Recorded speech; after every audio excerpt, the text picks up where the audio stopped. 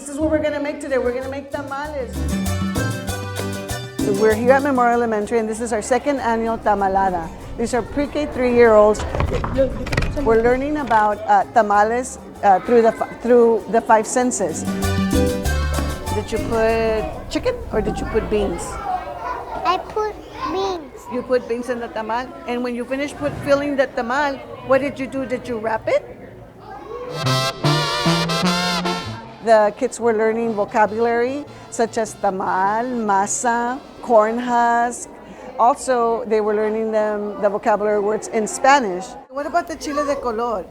Did it make it change color when you put it in the masa? Yeah, brown. It's brown. It made it brown. Yeah. Oh, wow. It's learning science. It's learning social studies.